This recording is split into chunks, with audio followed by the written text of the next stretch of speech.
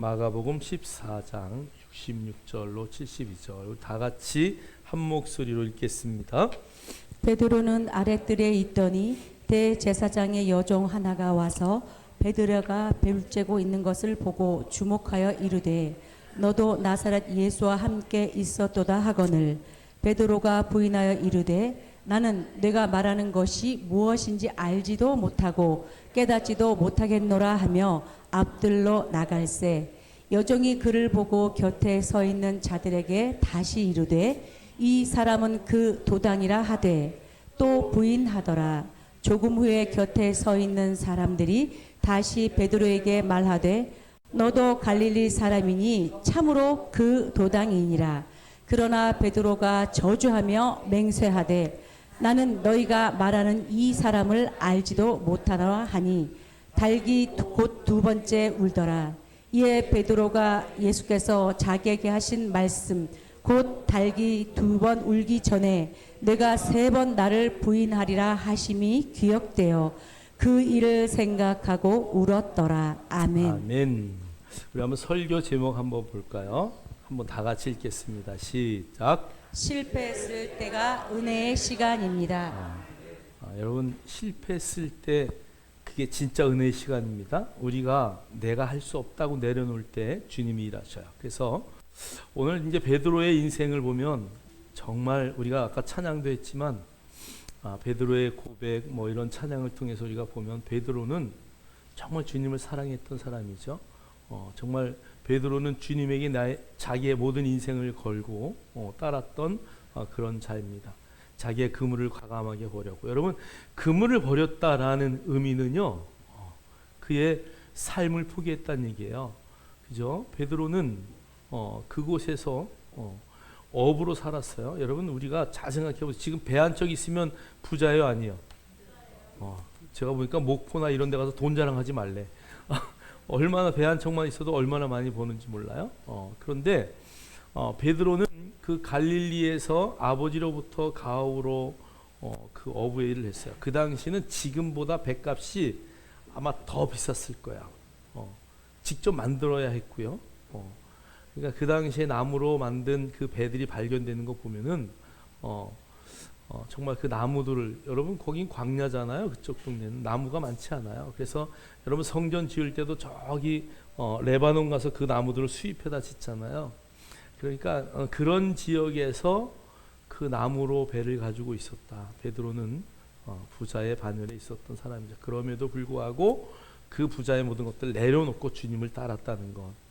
그리고 그는 모든 제자들보다 늘 앞서서 정말 주님 내가 하겠습니다 라고 앞장섰던 그런 베드로입니다. 그런데 그 베드로도 실패할까요, 안 할까요? 주님 앞에 많은 실패를 해요. 여러분 실패를 두려워하지 마세요. 왜 그러냐면 실패하지 않는 사람은 일하지 않는 사람이에요. 인생은요 답이 없어요, 사실. 인생에 뭐 이렇게 쫙 어디로 가는 답이 있으면 얼마나 좋겠어요, 그죠?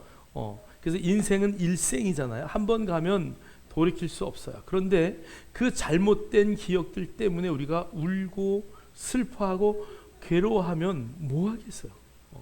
그러니까 오늘 정말 우리의 인생 가운데 고난과 아픔과 막 괴로움이 있을 때요, 여러분 오히려 더 기뻐하고 감사해야 돼요. 할렐루야. 여러분 새롭게 하소서의 간증들 한번 들어보세요. 거기 나온 사람들은 다 그 고난과 극복을 뭐 내가 지금 극복해서 이렇게 잘 삽니다 이런 사람 별로 없어요. 내가 그 고난을 어떻게 극복했느냐, 그게 거의 키포인트예요. 하나님의 은혜로, 정말 그분을 믿음으로, 그 믿는 자들의 고백이죠. 그분이 하셨습니다. 그런 고백이 나오는 거죠. 여러분 정말 우리가 세상 사람들과 다른 것은 어떠한 고난과 환난이 있다 할지라도 그것을 은혜의 시간으로 여기고 이길 때인 줄 믿습니다. 오늘 베드로의 이 말씀을 통해서 우리가 다시 한번 우리가 어떠한 실패를 한다 할지라도 우리는 능히 이길 수 있는 하나님의 자녀임을 확증하는 저와 여러분 되기를 주의 이름으로 축복합니다. 자, 우리 첫 번째는요, 부인의 무기예요. 오늘 이게 부인했다, 예수님을 부인했다라는 것을 우리는 그냥 난 예수님을 모릅니다 이 정도의 부인한 게 아니다라는 것을 우리가 잘 인식해야 돼요. 그 당시에 이 공동체에 관계를 너무 중요하게 여겼죠. 자, 그런데 오늘 베드로의 모습 한번 볼까요? 저 위에 닭이 울고요. 제가 거기다 이제 베드로 통곡교회를 하나 만들려고 그림을 넣으려고 했는데 베드로가 그 통곡교회 밑에서 정말 오열하는 모습. 저 닭이 두 번 울 때에 베드로가 저 뒤에서 숨어가지고 저 앞에 불 쬐는 사람들을 피해서 지금 통곡하고 있는 모습이에요. 뭐 우리의 모습이죠. 그런데 정말 중요한 것은 그 소리를 들을 수 있는 것이죠. 자, 우리 한번 베드로는요, 첫 번째 주님을 생명처럼 따르던 사람이었다. 주님을 어떻게 따랐다고요? 생명처럼. 그러니까 생명처럼 주님을 따르고 수제자였던 베드로도 부인했어요. 실수했어요.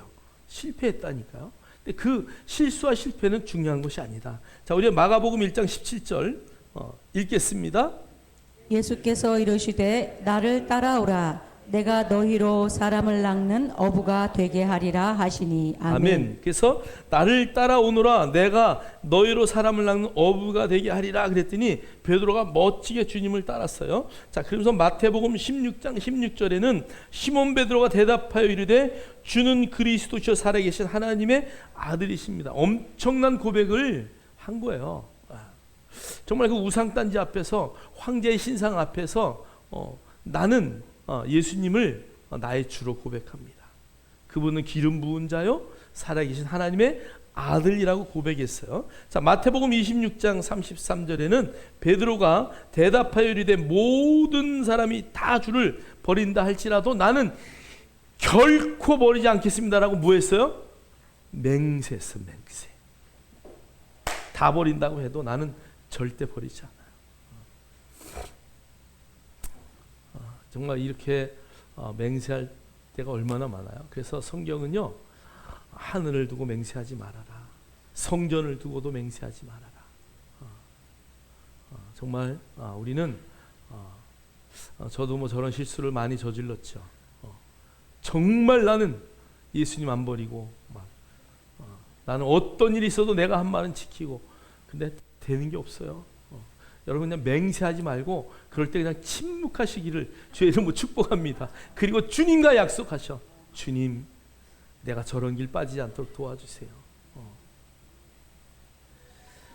누가복음 22장 33절에 그가 말하되 주여 내가 주와 함께 오게도 죽는 데에도 가기를 각오하였나이다. 오늘 다른 성경에 보면 베드로가요, 주님이 막 이렇게 그 가야바의 법정 안에 서는데 멀찌감치 숨어가지고 불쬐다 이렇게 나와요. 그러니까 멀리 떨어져 있었다는 거. 그러니까 최대한 멀리 떨어져서 안 그런 척하고 있었는데 여러분 그들의 옷에서도 벌써 다 나타나고요. 뭐 얼굴만 봐도 우리는 그 사람들이 외국 사람 보면 그 사람 같잖아요. 외국 사람들 다 얼굴 보면 알잖아. 이게 어디 출신이냐? 저 갈릴리 촌놈 출신이구나. 이거 딱 알아요. 안 그런 척해도 가서 말 몇 마디 걸면 아마 우리나라의 사투리로 말한다면 너 베드로지? 아니요. 아마 충청도 사람이면 그랬을 거예요. 전라도 사람은 아니랑케 아마 이랬을 거고, 경상도는 뭐라 그래요? 뭐라 모르겠네. 경상도 사람은 아마 그런 또 말투가 나왔을 거예요. 자, 그러니까 그 말투만 들어도 다 아는데 오늘 베드로는요 죽는 데까지 가겠다 그러고 막 부인하는 거야. 자, 한번 두 번째는요, 부인은요 단순한 배신이 아니에요. 자, 우리 뭐 본문의 68절, 70절, 71절 한번 이어서 한번 읽겠습니다. 시작. 베드로가 부인하여 이르되 나는 내가 말하는 것이 무엇인지 알지도 못하고 깨닫지도 못하겠노라 하며 앞들로 나갈새 또 부인하더라. 조금 후에 곁에 서 있는 사람들이 다시 베드로에게 말하되 너도 갈릴리 사람이니 참으로 그 도당이니라. 그러나 베드로가 저주하며 맹세하되 나는 너희가 말하는 이 사람을 알지 못하노라 하니 아멘. 아멘. 그러니까 오늘 이제 한 번, 두 번, 세 번 부인하는데 세 번째는요 저주하며 맹세했대요. 저주하며 맹세했대요. 나는 이 사람을 알지 못하노라. 내가 저기 알지 자에다가 이렇게 딱 그 빨갛게 하고 노랗게 하려고 했는데 못했어요. 지금 보니까 안 돼 있네. 알지 못하노라. 여기 알다라는 의미가 뭐냐 하면은요, 동침했다 이런 의미예요. 근데 여기 알지 못하노라, 동침 못했다, 같이 잠자고, 사실 이게 부부의 관계 가운데 쓰는 언어잖아요. 뭐 내가 누구 안다 그래서 아는 게 아니잖아요, 그죠? 정말 아느냐? 이건 부부 관계이죠. 하나님과의 우리의 관계가 그런 관계거든요. 자, 그런데 오늘 베드로는 알지 못한다. 나는 저 사람이 누군지 나와 아무 관계가 없다. 지금 그 얘기하는 거예요. 자, 여기 부인이라는 단어는요, 아르네오마이라는 단어인데요, 관계를 부인하는 거예요. 그 부인이라는 말이 나는 저 사람 모릅니다 이런 정도가 아니라 나는 저 사람과 아무 관계가 없다라는 것을 선언하는 언어예요. 그러니까 베드로는요, 주님과 3년 반을 같이 막 이렇게 따라다녔으면서도 나는 저 사람과 아무 관계가 없습니다. 저주하다, 맹세로 묶은 것을 막 그냥 다 풀러버리는 그런 행위를 말하고요. 그 다음에 당시의 증언 문화에서 3번 반복했어요. 그죠? 베드로가 부인하고 또 부인하고 저주하면서 맹세했어요. 3번 부인했다는 것은 완전한 부인을 상징해요. 그러니까 그 죽음 앞에서 나도 예수님처럼 저렇게 잡혀가지고 그 도당인에서 죽을 줄 모른다라는 그 상황 앞에서 베드로는 완전한 부인을 했다. 그냥 예수님 몰라요, 싫어요, 그냥 이 정도가 아니라, 그래서 우리가 나중에 이제 한번 로마사의 그 가운데 정말 엄청난 핍박이 있었어요. 그 네로 이후에 엄청난 그 핍박 가운데 그들이 어떻게 살았는가, 그걸 한번 보면은요, 완전한 부인 무슨 의미가 있을까요? 우리 모두는요, 그 자리에 있는 자들이다라는 것을 인식해야 돼요. 오늘 찬양을 하는데 제가 막 마음이 뭉클뭉클해서 눈물이 나왔는데요, 정말 내가 그 모습 아닐까, 그런 생각이 참 많이 들어요. 정말 우리가 주님 앞에 완전한 부인을 할 수 있는 그런 요소가 다 있다. 우리 옆 사람 한번 찔러보면서 당신도 베드로와 똑같이 3번씩 주님을 부인할 수 있는 가능성이 있습니다.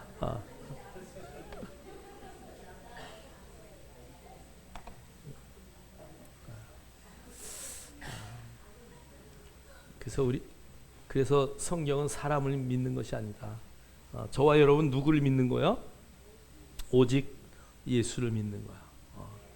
여기 서 있는 저도 마찬가지고요. 장로님들, 권사님들, 안수 집사님들, 뭐 집사님들, 나에게 살갑게 해줬던 모든 성도들, 어떻게 할 수 있다고요? 베드로처럼 완전한 부인을 할 수 있어요. 제가 잡혀갈 때에 법이 통과돼서 제가 잡혀갈 때 저는 저 사람 전혀 모릅니다. 아니 3번 아니라 4번 할 수도 있어요.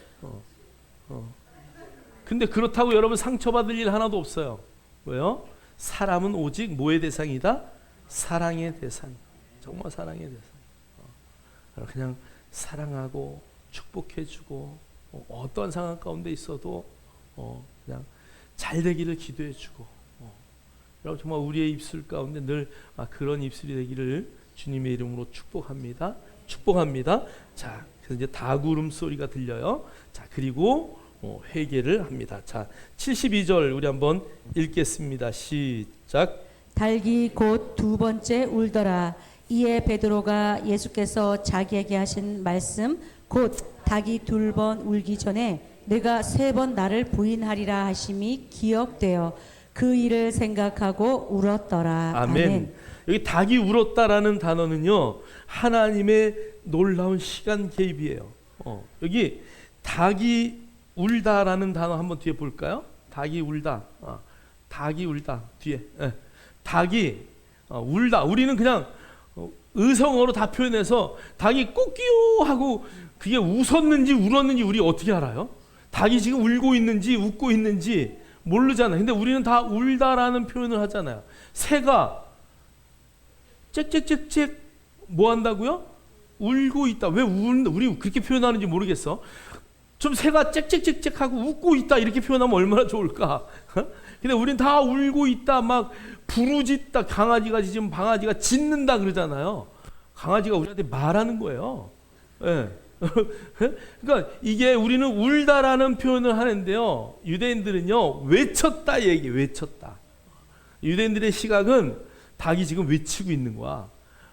베드로에게 뭔가 할 말이 있어서 외치는 거예요. 하나님과 예수님과 미리 짠 이야기가 있어서 너 지금 얘가 2번 부인하고 3번 부인하면 네가 한 번 울어라. 이거 다 미리 짠 거예요 지금.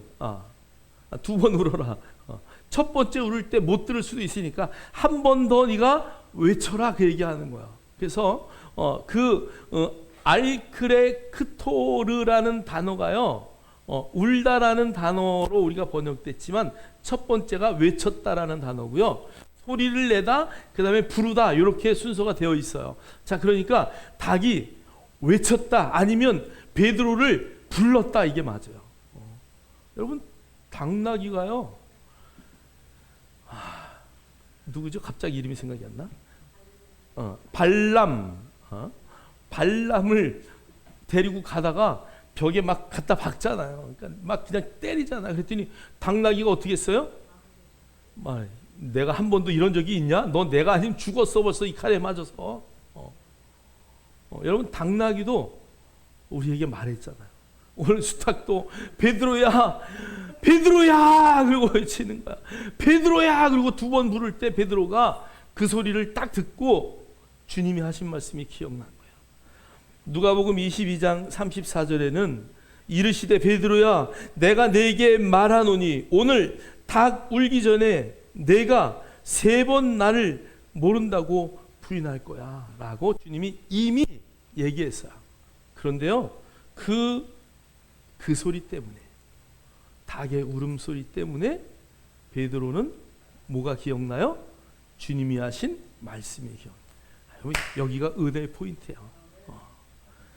여러분, 그 닭이 우는 소리에, 짐승의 부르짖음에 주님이 하신 말씀이 생각나요.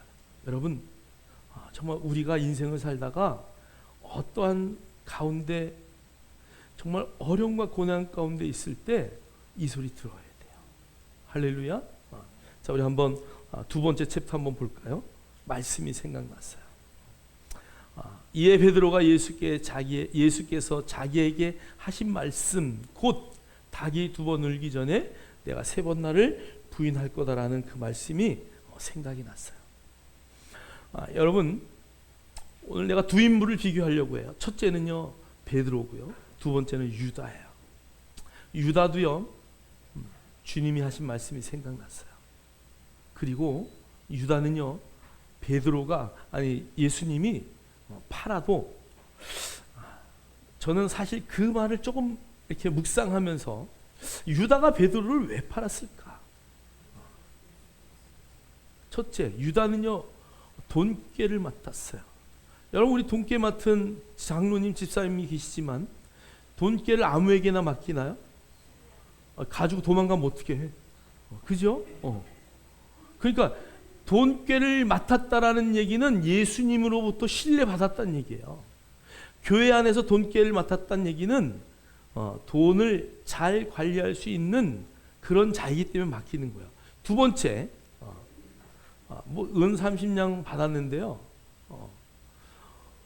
정말 그가 그 돈이 탐나서 그랬을까? 한 번쯤 우리가 생각해 봐야 돼요.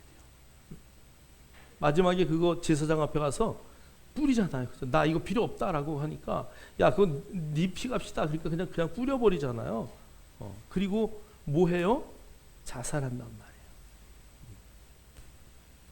말이에요. 유다는요, 정말 유다의 믿음은 어땠을까? 우리가 한 번쯤은 생각해 봐야 돼요. 물론 주님이 태어나지 않았으면 너 좋을 뻔했다라고 말씀하셨지만, 유다의 믿음이 없다라고 우리가 볼 수는 없어요. 자, 그럼 어떤 면에서 보면 우리가 믿음이 있다고 하면서도 하나님 앞에 어떻게 쓰임 받느냐는 너무 중요한 거야. 자, 그것보다 더 중요한 것은요, 말씀이 생각났을 때 나의 반응이에요. 여러분, 우리가 자유의지, 인간의 자유의지에 대해서 여러분 하나님의 전능하시고 예정하시고 하나님의 인도하심에 대해서 우리가 오해할 때가 있어요. 우리가 성경의 람바노라는 단어를 우리가 잘 알고 있어요. 여러분, 람바노라는 단어는 취하다라는 단어예요. 성경의 신약에는 그 단어가 엄청나게 많이 나옵니다. 주님은 우리 앞에 모든 것을 다 차려주셨어요. 여러분, 2000년 전에 십자가에 죽으시면서 우리의 모든 것들을 속량하셨어요. 죄의 문제를 속량하셨어요. 그죠? 우리의 원죄에서부터 모든 죄의 문제를 다 해결하셨어요. 우리의 가난함의 문제도 해결하셨어요. 우리의 건강의 문제도 주님은 다 해결하셨다고 성경은 말하고 있어요. 자, 그럼 이 세 가지 저주 때문에 오는 문제들을 다 해결하셨는데 어떤 사람은 그것을 누리고 어떤 사람은 못 누린단 말이죠. 그것을 누리는 자는 하나님의 말씀을 내 것으로 뭐 했다는 얘기예요? 취하였다, 람바노 했다는 얘기예요. 여러분, 밥상에 주님이 아무리 맛있는 밥을 차려놓았다 할지라도 그것을 뚜껑을 열고 내 것으로 취하는 자만 내 것이 되는 거야. 그래서 우리가 늘 예를 들잖아요. 정말 진정하게 엄마가 이렇게 일을 가시면서 야, 아들아, 밥상에 밥을 다 차려놨으니까 너 뚜껑만 열고 먹어라. 근데 아들은 왜 엄마가 밥을 안 차려주는 거야? 여기 다 차려놨구나. 근데 이걸 나보고 뚜껑을 열고 먹으란 말이야? 내가 왜 뚜껑을 열어야 돼? 그런 태도로 신앙생활하면 안 되는 거죠. 뚜껑을 열고 어머니가 이미 다 차려놓은 것을 내가 취하여 먹어야 되는 거죠. 그래서 여러분, 말도 우물가까지 끌고 가도 먹는 건 누가 먹어야 돼? 자기가 먹어야 돼요. 우리도 똑같아요. 여러분, 그 선악과를 먹을 수 있는, 먹지 않을 수 있는 하나님이요, 그거 먹지 말라라고 딱 말했잖아요. 그런데 그것을 선택할 수 있는 권한은 누구에게 있었다고요? 아담과 하와에게 있었단 말이에요. 선택은 누구에게 있다고요? 나에게 있어요. 오늘 유다는 하나님의 말씀이 생각났지만 그는 그것을 하나님의 말씀을 붙들지 못했다는 얘기예요. 자, 마태복음 27장 3절 읽겠습니다. 시작. 그때에 예수를 판 유다가 그의 정죄됨을 보고 스스로 뉘우쳐 그 은 30을 대제사장들과 장로들에게 도로 갖다 주며. 아멘. 예, 여기 뉘우쳐라는 단어는요, 메타멜로마이라는 단어고요, 회개라는 단어는 메타노메오예요. 그러니까 두 단어의 근원이요 같은 데예요. 자, 그런데 오늘 이 메타멜로라는 단어는요 감정적인 변화예요. 자, 그러니까 여러분, 사울과 다윗을 한번 보세요. 제 밑에 한번 사무엘상 24장 16절로 17절의 말씀인데 우리 한번 읽겠습니다. 시작. 다윗이 사울에게 이같이 말하기를 마침에 사울이 이르되 내 아들 다윗아 이것이 내 목소리냐 하고 소리를 높여 울며 다윗에게 이르되 나는 너를 학대하되 너는 나를 선대하니 너는 나보다 의롭도다. 아멘. 요 장면은요, 굴 속에서 사울이 발을 가렸다. 성경에 발을 가렸다 그래요. 여러분, 발을 가린 게 뭐예요? 예? 발을 가렸다는 얘기는 그냥 제가 거침없이 얘기할게. 똥 싸고 있었다 그 얘기요. 사울이 뭐 하고 있었다고요? 뒷일을 보고 있었어요. 그런데 다윗이 살금살금 다가가서 칼로 한 방에 끝낼 수 있는 기회예요. 여러분, 뭐 이렇게 앉아가지고 어떻게 하겠어요, 그죠? 뭐 창을 들었겠어요, 뭘 들었겠어요? 화장실에 앉아 있는데. 그래서 그 볼일을 보고 있는 사이에 다윗이 죽일 수도 있지만 하나님의 기름 부은 자이기 때문에 싹 펴요. 옷자락만 펴가지고 와요. 그리고 그 엔게디 골짜기 꼭대기에서 외치는 거예요. 사울 왕이시여, 왜 나를 잡으려고 합니까? 나는 당신을 해할 마음이 1도 없습니다. 그러면서 다윗이 막 외쳐요. 그리고 이 옷자락을 보세요. 당신이 지금 발을 가리고 있는 그 사이에 내가 당신을 죽일 수도 있었지만, 내가 이 칼로 한 방에 끝낼 수도 있지만, 당신이 하나님의 기름 부은 자이기 때문에 나는 당신을 해하지 않습니다. 나는 절대 당신을 죽일 마음도 없습니다. 그랬더니 사울이 내 아들아, 내 아들아 하고서 막 우는 거야. 사울은 자기 사위잖아요. 다윗이 자기 사위잖아요. 소리를 높여 울며 다윗에게 이르되 나는 너를 학대하되 너는 나를 선대하느냐?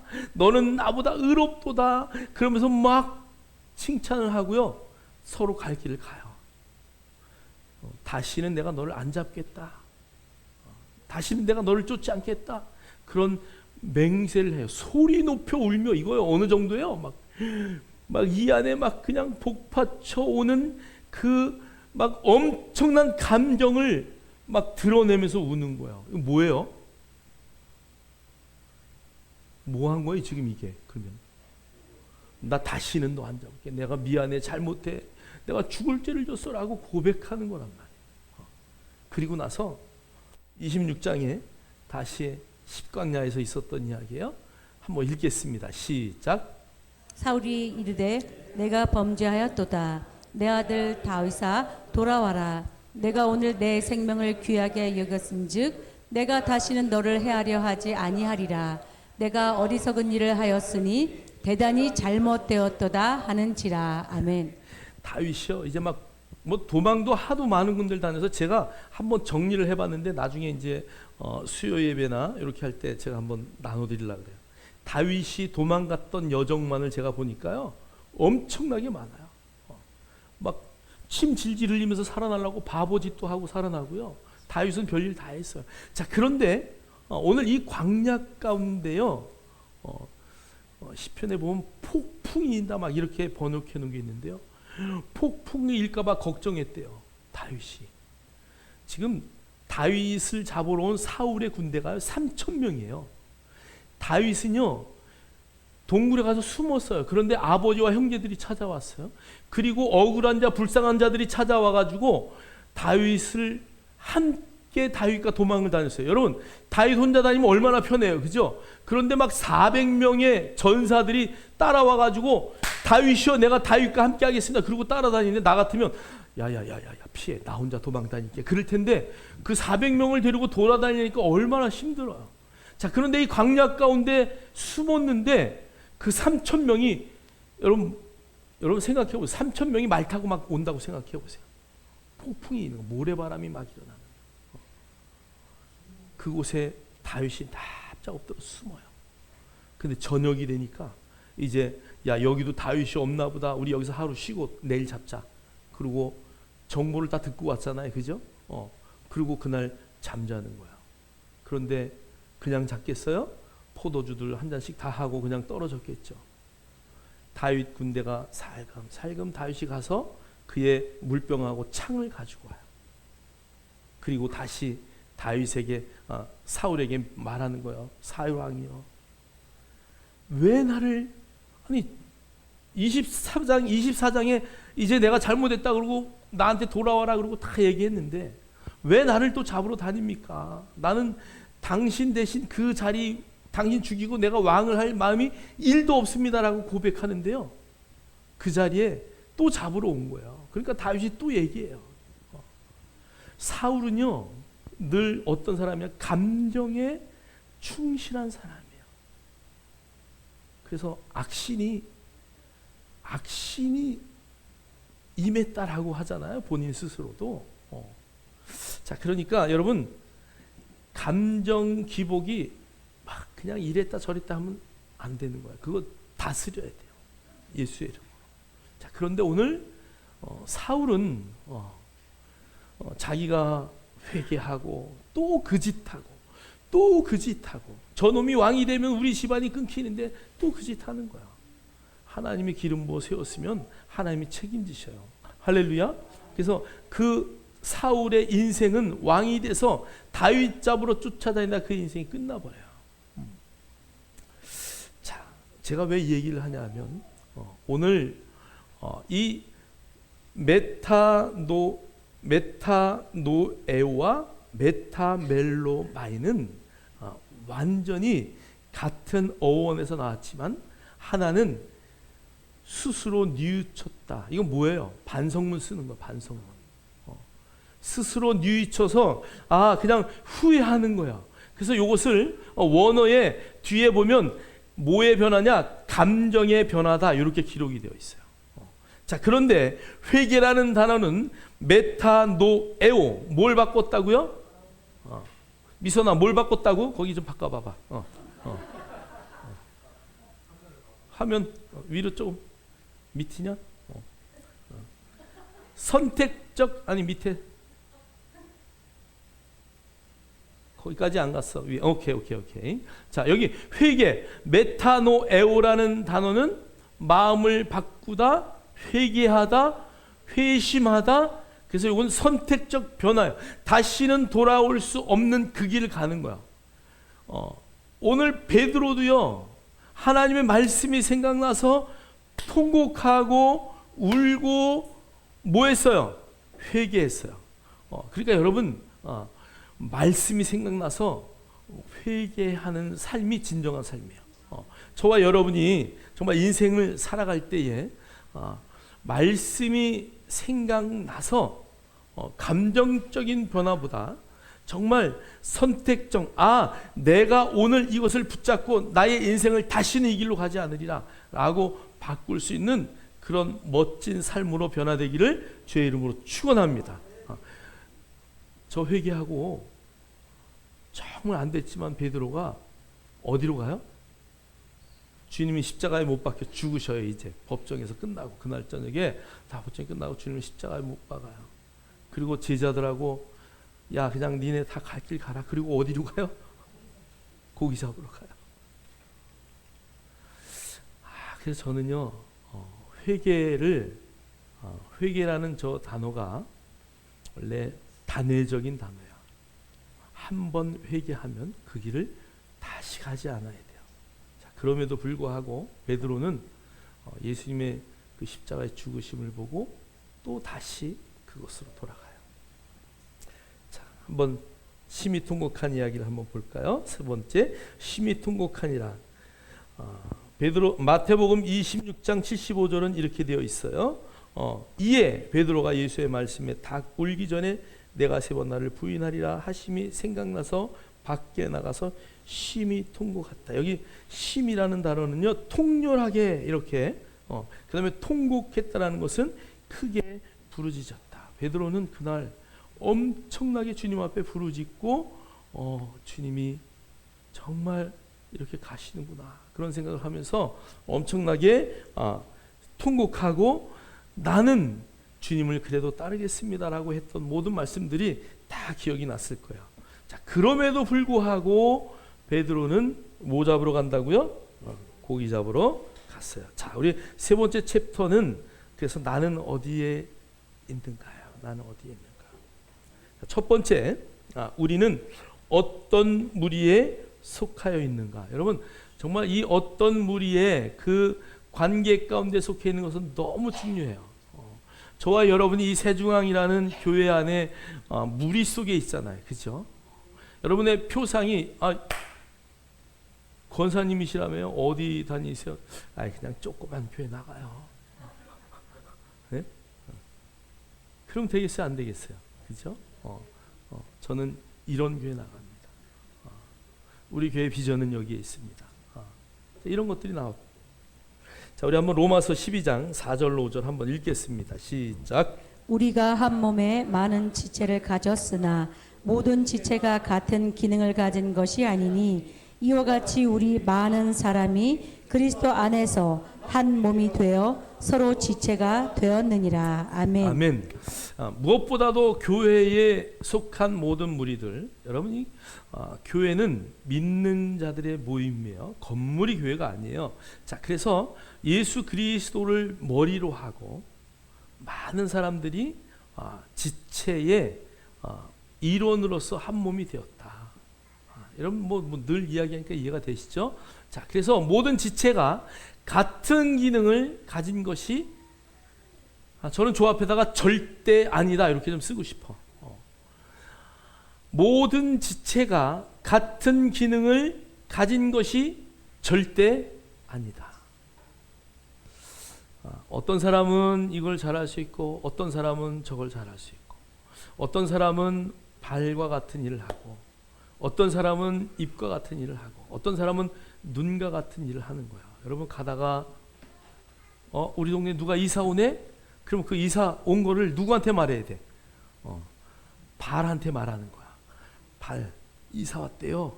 그러면 이 발에 기능이 있는 사람은 그래, 그럼 우리가 가야지. 그리고 막 뛰어갈 거 아니야. 또 손에 기능을 가진 사람은 어떻게 할까요? 그래? 뭔가 좀 가져갈 거 싸가지고 가야지. 그죠? 그다음 말 잘하는 사람 나도 따라가. 그래서 가가지고 말하는. 그러니까 이게 그리스도 안에서 우리가 서로 한 몸이에요. 내가 다 할 수는 없어요. 이런 제가 아무리 전도해서 여기 데려다 놔도 뭐 성도가 1명, 2명, 3명 왔다고 쳐요. 근데 여러분들이 뭐라 그러죠? 꼬운 보리자루라 그랬나? 뭐라고 하여간 그런 얘기 우리 농담에 있잖아요. 그죠? 꼬다 놓은 보리자루처럼 쳐다보면 어떻게 되겠어요? 감사하다고. 근데 또 전도하신 분이 그분의 성향을 또 잘 알아야 돼. 어떤 분은 막 이렇게 소개해주고 막 이러면 굉장히 좋아하는데, 예전에 한번 그런 분 있었어요. 여기 와가지고 딱 앉았는데, 제가 전도한 분이거든요, 길에서. 근데 선교사님 딸이었어요. 그래서 제가 선교사님 딸 여기다 소개했어요. 그 다음 주에 안 나와. 왜 안 나왔어? 그랬더니, 목사님, 왜 나를 거기다 소개하는 거예요? 그 소개했다고 막 승질내더라고. 그런 사람도 있어요. 근데 뭐 보편적으로는 그렇지 않죠. 근데 그 소개했다는 것 때문에 안 나와요. 그런 성격의 유형들도 있어요. 그러니까 여러분 전도하신 분들이 그걸 잘 또 파악을 해야 되는데, 물론 뭐 우리가 이제 이런 일 저런 일 다 있죠. 그래서 어떤 교회는요 MBTI 뭐 이런 거 디스크 뭐 이런 거 다 검사해요. 세 가족이 오잖아요. 그러면 그 DISC 검사해요. D형인가, C형인가, S형인가, I형인가 막 이거.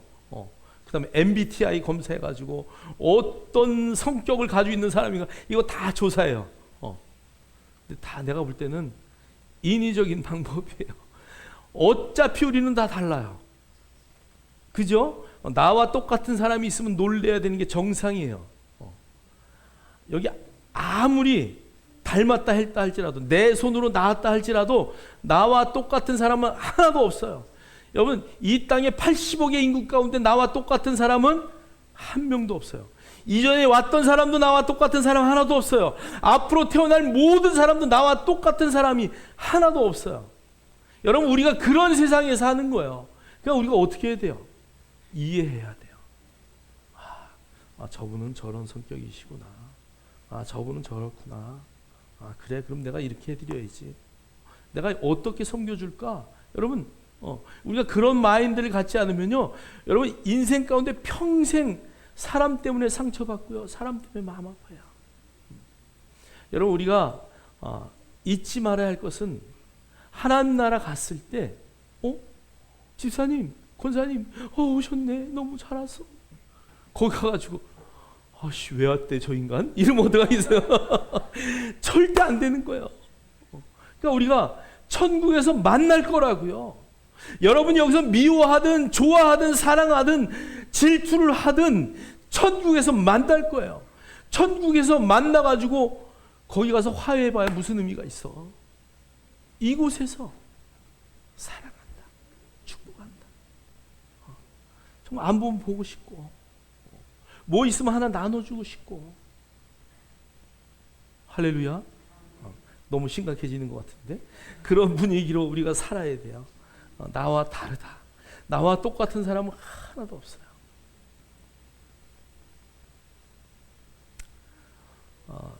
저는 목회자니까 많은 사람들 만나죠. 또 목회자니까 목사님들 위주로 많이 만나죠. 목사님들 만나서 이야기하면 똑같이 신학을 공부하고 똑같은 교리를 공부하고 똑같은 교수 앞에서 강의를 듣고 똑같은 공부를요 9년 동안 같이 해요. 거의 9년을 같이 해요.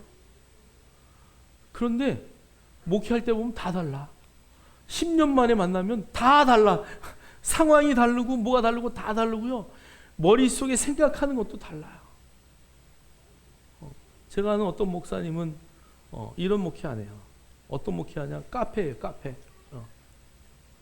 카페에서 돈 벌어서 그거 가지고 성도들 섬기고 그거 가지고 그리고 주일날 카페에서 예배드려요. 물론 뭐 많지는 않죠, 인원이. 어떤 목사님은 어린이집 그 뭐죠? 방과후 센터 그거 하셔요. 그것도 은퇴가 있더라고. 난 몰랐어요. 나이가 먹어서 은퇴한다고 문 닫았더라고. 난 다양하게 여러 가지의 모습으로 왜 저 사람은 저렇게 목회하지? 왜 저분은 저거밖에 못해나? 하나님이 하시는 거야. 내가 했다고 생각하면 절대 오산이야. 100명을 맡겨준 사람은 100명에, 10,000명을 맡겨준 사람은 10,000명에, 1명을 맡겨준 사람은 1명에 목회하는 거야. 우리가 이렇게 저렇게 누구를 논할 것이 아니라 다 내 몸에, 예수 그리스도의 그 몸에 붙어 있는 우리는 지체라는 것을 잊지 마시고 어떠한 경우에라도 서로 사랑하고 서로 포옹할 수 있는 그런 은혜의 역사들이 있기를 주의 이름으로 축복합니다. 그래서 우리가 하늘나라에 속한 자라는 것을 절대 잊지 마셔야 돼요. 자, 두 번째, 언약을 기억하는 삶인가. 우리 한번 말씀 한번 볼까요? 역대상 16장 15절 읽겠습니다. 시작. 너희는 그의 언약 곧 천대 명령하신 말씀을 영원히 기억할지어다. 아멘. 아멘. 너희는 그의 언약 곧 천대에 명령하신 말씀을 영원히 기억할지어다. 어떤 분이 이렇게 생각했어요. 내가 영원히 산다면 천국 가서 1000년은 이렇게 살고 싶어요. 그래서 내가 이분 참 대단하다. 천국 가서 1000년은 어떻게 살고 싶냐? 그랬더니 천국 가서 1000년은 주님이 이 땅에서 하신 말씀만 기억하고 살고 싶대요. 하늘나라 가서 1000년 동안 내가 만약에 영원히 산다면 나는 1000년 동안 그 변치 않는 그 하나님의 언약하신 말씀 그것만 기억하고 살고 싶어요. 여러분, 이 땅에 우리의 목숨이 다하는 날까지 하나님 우리에게 약속하신 말씀들, 하나님이 우리에게 허락하신 은혜들, 하나님이 우리에게 정말 주신 그 놀라운 언약, 아브라함의 언약을 통해서 우리에게 말씀을 주셨고 너희는 아브라함의 자손이니까 그 언약을 같이 가지고 있는 자들이다. 예수님의 그 놀라운 언약을, 예수님이 가지고 있는 그 모든 것을 우리가 공동 상속자로 가진 자들이다. 할렐루야. 그러니까 우리는 그 언약을 간직해야 돼요. 정말 주님 부르시는 그날까지 나는 이 땅에 살지만 저 하늘에 속한 자야.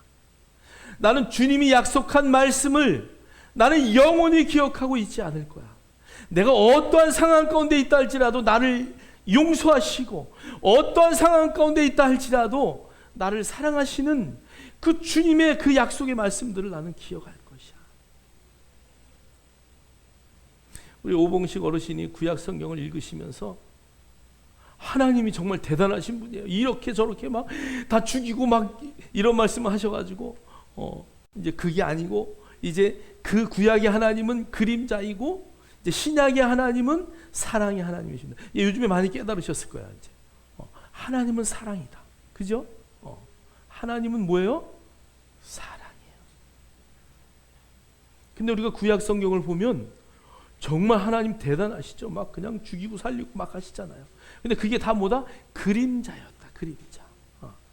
법 없이 사는 우리에게 법을 지키는 것이 얼마나 어려운 것을 가르쳐주고 그 법이 때문에 우리가 유지될 뿐 아니라 그 법을 지켰을 때 엄청난 축복. 그러나 너희가 그것을 어겼다 할지라도 내가 하나님이 어떻게 너희를 이렇게 사랑하는지 가르쳐주겠다라는 것을 다 약속하신 거예요. 그래서 여러분, 신의 산에서 받은 게 뭐라고요? 십계명과 오제사 7절기, 우리 정확하게 그렇게 얘기해야 돼요. 신의 산에서 받은 게 뭐라고요? 십계명과 오제사 7절기. 여러분, 십계명만 줬다면 우리는 다 죽었을 거예요. 그런데 제사와 절기를 통해서 너희들 나와라, 내가 언제든지 용서할게. 대제사장이 1년에 한 번씩 속죄일 날 그 짐승의 피를 가지고 지성소에 들어갔는데 한 명도 죽은 사람이 없다는 것은요, 은혜예요. 하나님은 우리를 이미 살리시기로 약속하신 분이에요. 하나님은 우리에게 이미 복 주시기로 약속하신 분이에요. 우리가 어떤 것을 선택하느냐, 그것에 따라 그 길을 가는 것이에요. 저와 여러분이 그 길을 가기를 주의 이름으로 축복합니다. 그 언약을 절대 잊지 마세요. 그래서 여러분 어떤 상황 가운데서도 말씀이 생각나기를 주의 이름으로 축원합니다. 축원합니다. 자, 세 번째는요. 닭의 외침을 들을 수 있는가? 자, 우리 계시록 2장 7절 읽겠습니다. 시작. 귀 있는 자는 성령이 교회들에게 하시는 말씀을 들을지어다. 아멘. 아멘. 귀 하면은 우리 다 귀가 있나요? 네. 여러분 이 귀에 김원중 선생님이 귀가 안 들리시는 양쪽 귀가 갑자기 쓰러지셨어요. 그래서 이제 병원을 갔다 오셨는데 이 일주일간 입원하셨었어요. 근데 이제 이 쇠방골이 뭐 이쪽에 뭐가 잘못됐는지 하여간 그냥 이렇게 일어났다 넘어지고 막 그냥 그랬다 하여간 약을 먹고 좀 안정이 많이 되셨는데 이 귀에 소리를 듣다가 못 들으니까요 너무 힘들대요. 그걸 뭐 저한테 얘기하는데 어떻게 표현을 해야 될지 모르셔 하더라고요. 그러니까 그때부터 운전하는 것도 길을 가는 것도 이게 잘 안 들리고 어지럽고 하니까 그게 너무 힘든 거예요. 여러분 귀가 잘 들릴 수 있기를 주의 이름으로 축원합니다. 근데 이 귀가 없는 사람은 하나도 없는데 성경은 귀 있는 자는 성령이 교회들에게 하시는 말씀을 들을지어다. 마가복음 4장 23절에는 그래서 구체적으로 들을 귀 있는 자는 들으라. 여러분 여기 귀 이야기가 성경에는 구약 성경에 종들의 이야기를 통해서 귀의 이야기가 나와요. 종들이 주인집 밑에서 살다가 이제 신년이 되면 그 종을 해방시켜야 돼요. 자, 그런데 이 해방시킬 때 이 종이 자기의 자녀를 놓고 가야 되고요.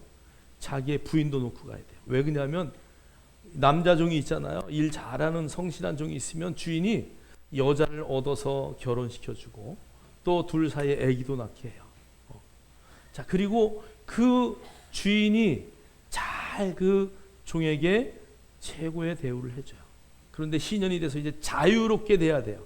자, 그런데 이 자유롭게 될 때에 자기가 난 이제 종의 모든 것들이 끝났어요. 그리고 나갈 때 누굴 놓고 가야 돼? 부인도 놓고 가고 자녀도 놓고 가야 돼요. 여러분 갈 수 있어요, 없어요? 못 가요. 제가 그 성경을 보면서 정말 우리가 그냥 신년이구나, 좋구나. 왜 해방을 시켜줬는데도 못 갈까? 여기에 남아 있는 자녀와 부인이 있어요. 그래서 그 주인 앞에 종이 고백해요. 나는 자유인이 되지 않겠습니다. 당신에게 평생 종이 되겠습니다. 그럴 때 귀를 어떻게 한다고요? 뚫어요. 기둥에다 놓고 귀를 뻥 뚫어요. 그 종은 죽을 때까지 주인을 섬겨요. 자, 그 귀 뚫린 종은 어떻게 살아야 된다고요? 주인의 말만 듣는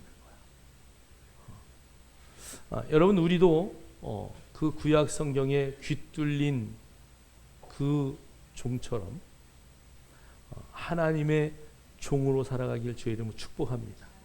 그래서 하나님의 말씀만 듣는 거야. 하나님의 언어만을 말하는 거야. 여기 들을 귀 있는 자는 그 귀가 뚫린 자를 말하는 거야. 여러분 정말 하나님의 말씀만 들으면 정말 그 놀라운 그 주의 사랑 때문에 내 인생을 드릴 수 있는 멋진 믿음의 역사가 있기를 주의 이름으로 축복합니다. 내가 어디에 있는가? 여러분들 기억하시고 내가 정말 은혜 가운데 그 언약 가운데 거하는 자인가 한번 생각하시고 또 한 가지 잊지 말아야 할 것은 내가 정말 주님의 말씀이 들려오는가? 하나님의 말씀을 들을 때 성경을 읽을 때 주의 말씀이 내 안에 들어와서 그 말씀 때문에 나는 살아가는 자인가? 여러분들 고백하고 선포할 수 있는 믿음의 역사들 있기를 주의 이름으로 축원합니다.